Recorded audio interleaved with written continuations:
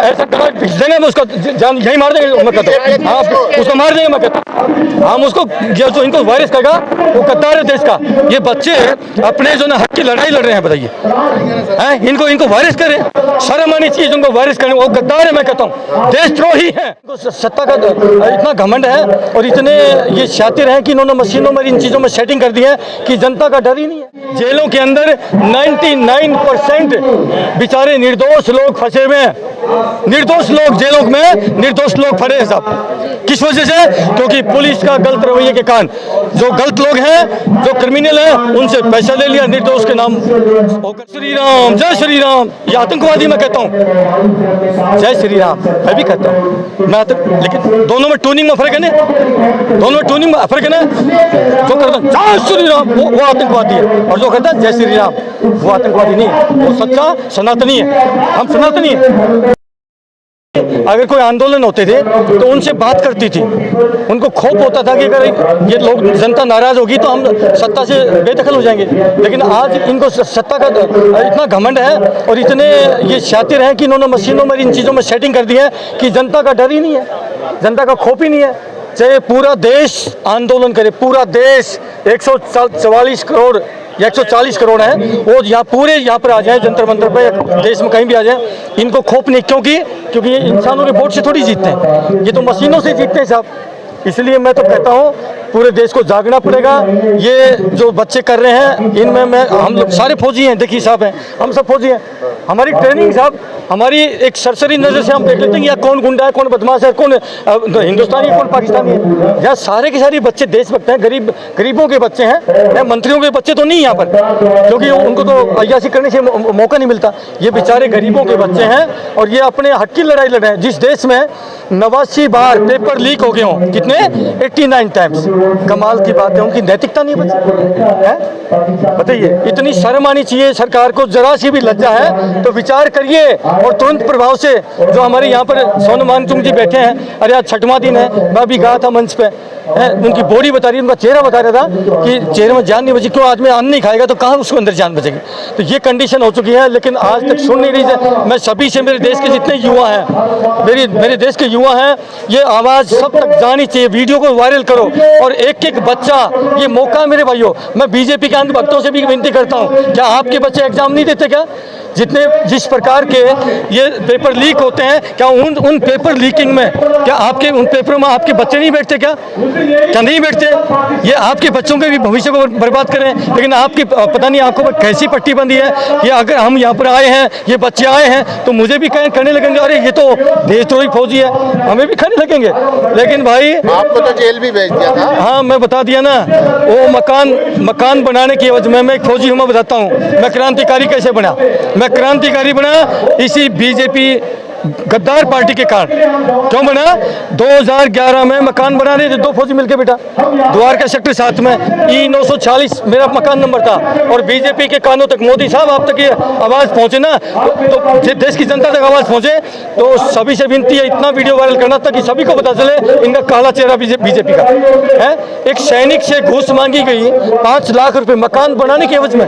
मेरा प्लाट, मेरा पैसा, किसी का केस नहीं। यानी कि ये गुंडागर्दी है दिल्ली में। मैं नहीं कहता, दिल्ली में किसी से पूछिए जो मकान बनाता है, और वहाँ पर कोई भी पार्षद होगा, कोई भी, ठीक है। मेरे दुर्भाग्य से मेरे वहाँ पर बीजेपी कहता, लेकिन ये कहानी सभी की मकान को। खाली इस मैटर में मैं खाली बीजेपी को ही नहीं कहूँगा, बीजेपी का था उस टाइम, कांग्रेस का भी हाल है, उसका भी, बाकी का भी हाल है। इनको पैसा चाहिए तो ये नेता कहाँ है? नेता हुए क्या?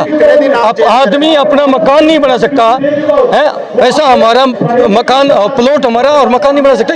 इनको पैसा चाहिए। 4 दिन जेल गया हूँ मकान बनाने के एवज में, घूस ना देने के एवज में, और मकान का छत कटवाई, और फिर 50 पुलिस वाले आते हैं, एमसीडी का एक्शन आता है। तो ये मेरी लाइफ का टर्निंग पॉइंट था, अन्ना हजारे आंदोलन से जुड़ने के लिए। 2011 का था, 2017 में मेरा रिटायरमेंट था। मेरा रिटायरमेंट 2017 में था और मैं 2012 में पूरे हिंदुस्तान का इकलौता फौजी हूँ जो बिहार से लेकर लेके आया था, जबकि मैं 5 साल सूबेदार रैंक में और सूबेदार में से रैंक आया हुआ मेरा। कई नालायक कहते हैं बोले डिफाल्टर रहा होगा। मैं चुनौती देता हूं, मैं BG Roorkee and centre, Bengal engineer Roorkee and centre का मैं सोल्जर हूं। जब सेंटर में रहा मैं टॉप रहा हूं, टॉप अपनी प्लाटून का फर्स्ट राउंड फर्स्ट। मेरी इंक्वायरी कर लेना, अगर झूठ लगे तो सूबेदार चौहान को फांसी पर लटका देना। मैं चुनौती देता हूं। मैं जिस रेजिमेंट में भी रहा हूं, मैं हर जगह मैंने अप्रिसिएशन लेटर पाया, कहीं पर भी मेरा कोई झगड़ा नहीं। डिपार्टमेंट में 1 नंबर की नौकरी करके, लेकिन मैं क्रांतिकारी बना इन गद्दार नेताओं के कारण। ठीक है, मैं आर्मी के अंदर मेरे रिकॉर्ड चेक करें ना, करवाए चेक मोदी जी, आपके पास तो सारा देश का अमला जमा है पूरा रक्षा मंत्री आपका। आप मेरा रिकॉर्ड चेक करवाए इस सूबेदार वीर सिंह चौहान का। अगर इतनी सी भी सुई की नोक टिका, अगर मैं अपने डिपार्टमेंट में गलत हूं तो फिर वायरस का समर्थन क्यों करना है? ये वायरस के तो आप मैं नहीं कह रहा, बीजेपी के नेता कह रहे हैं। आप यहाँ कोई वायरस मत करना, नहीं तो देंगे मैं उसका जान यही मार देंगे। मैं कहता हूँ आप उसको मार देंगे। मैं कहता हम उसको जो इनको वायरस कहेगा वो कतार है देश का। ये बच्चे अपने जो ना हक की लड़ाई लड़ रहे हैं, बताइए हैं? इनको वायरस करें, शर्म आनी चाहिए उनको वायरस करें। वो गद्दार है, मैं कहता हूँ देशद्रोही है। जरा सी भी लज्जा हो, दूषित खून है उनका। मैं कहता हूँ ये क्रांतिकारी है और ये सत्ता के खिलाफ, जैसे अंग्रेजों के खिलाफ भगत सिंह ने, चंद्रशेखर ने, आजाद ने, अपने उधम सिंह ने अपने भगत सिंह, सुखदेव, राजगुरु, मंगल पांडे, अस्फाक उल्ला खान, इन वीरों ने अपनी लड़ाई लड़ी। आज उनको कोई गद्दार कह सकता है? उनको कोई कोकरेज कह सकता है? नहीं कह सकता।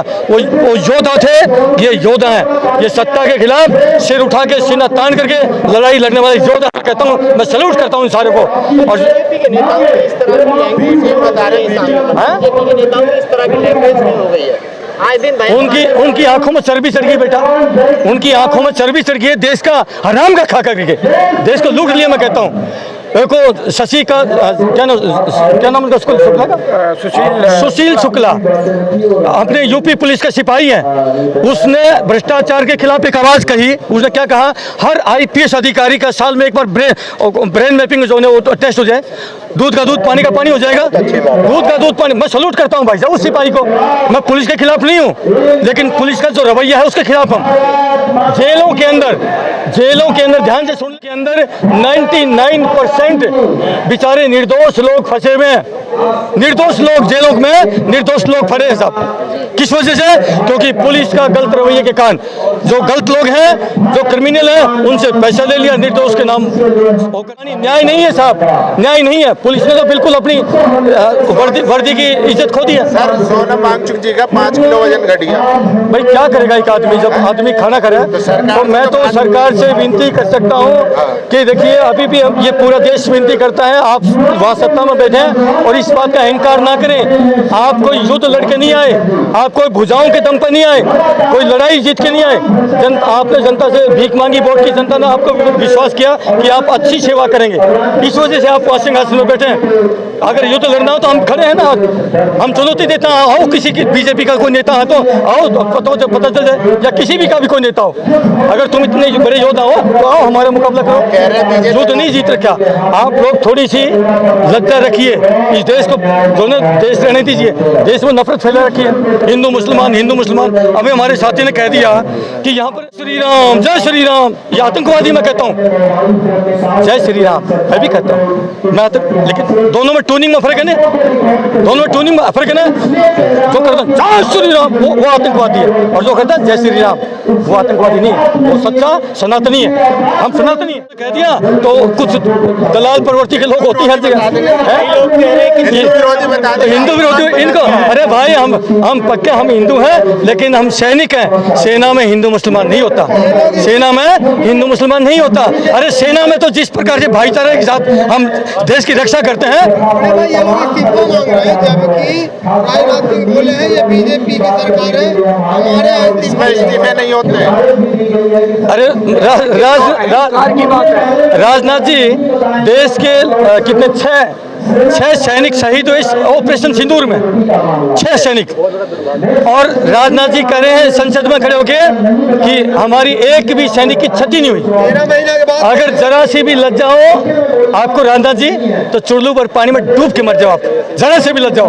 आपने एक राजपूत आदमी झूठ नहीं बोलता जल्दी से, आपने अपने राजपूत कुल को, मैं भी राजपूत हूँ, आपने अपने राजपूत कुल को कलंक लगाया। मैं कहता हूँ क्या बात करें, अरे आप मोदी जी से इतने डरते हैं क्या कि आपने उसी के कहने से बोल दिया? सच्चाई तो सामने आ जाती है। तो ये तो सैनिकों की शहादत को भी मतलब सेलिब्रेट नहीं करे, वो कम से कम पूरा देश सैनिकों को सम्मान करता है, भीड़ उमड़ पड़ती। मैं कहता हूँ जब कोई सैनिक शहीद होता है उनकी फैमिली पे क्या बीतेगी? है उनकी शहादत को भी छिपा गए।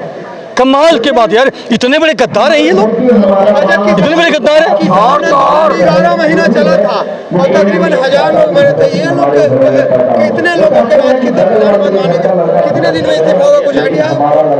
कितने दिन में?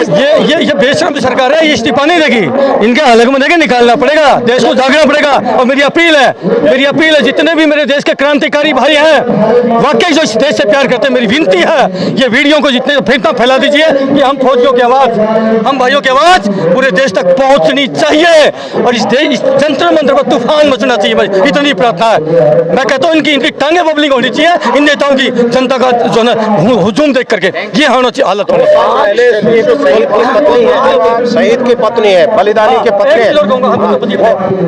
नूह मेवात जिले के अंदर, मेवात जिला है जिसको नूह कहते हैं, वहाँ संगेल गांव की जो है वो, भाई गिर गया, कहाँ गिरे, संगेल गांव की रहने वाली है और वो बेचारी 2 साल से ऑफिस के चक्कर काट रही है और उसका जो है उसके पति के लिए जो भी कुछ मिलना था सरकार से वो अभी तक उनको दिया नहीं है। क्योंकि उसने बोला, जिस अफसर से बात हुई थी उसने कहा कि भाई आप बनवा दो, पैसे हम दे देंगे। उसने बेचारी ने 5 लाख रुपए खर्च कर दिए और वो स्मारक बनवा दी, लेकिन अब तक जो है उसके पैसे नहीं मिले और वो 2 साल हो गया चक्कर काट रही है। एक विधवा को अगर इस प्रकार से चक्कर कटवाएंगे तो ये क्या बेटी बचाओ का आंदोलन, बेटी बचाओ का नाम दे रहे हैं, तो ये बेटी बचाओ ने बेटी को परेशान करने वाला काम है। इसलिए और अभी क्या बोल रहे, बोला आपको नौकरी तो दे दिया, और नौकरी दी तो जब नूह जिले की रहने वाली है, मेवात जिले की रहने वाले, उसको फरीदाबाद में नौकरी दिया है। एक विधवा अपने बच्चों को भी संभालना है, उसने इतना लंबा सफर उसका है, तो ये गलत हुआ है, उसका न्याय तक भी नहीं मिला है। तो ये शिक्षा मंत्री धर्मेंद्र प्रधान बोल रहे हैं कि दहशतगर्दों की बी टीम है, तो ए टीम किसे बोल रहे हैं? देखो जी, बी टीम तो वही जानते हैं, वही बताएंगे, क्योंकि यहाँ कोई दहशतगर्द नहीं है। इधर जो ये नहीं, वो यहाँ बच्चे आए, हम बी सी नहीं जानते, हम ही जानते ये बच्चे हैं, ये भी देश के नागरिक है, ये भी देश के नागरिक है, ये कोई आतंकवादी नहीं है। अब इनको बी टीम बनाओ या सी टीम बनाओ, ये तो वही जानेंगे जो फैसला करना जान रहे हैं। अपनी तरफ से जो क्या फैसला लेते हैं वो उनके समझ है। हमारी तरफ से हम तो सैनिक हैं, सैनिक की तरफ से हमारे पूरे भारत के जो देशवासी है सब एक है, हमारे सब प्रिय मित्र हैं, सब मेरा परिवार है।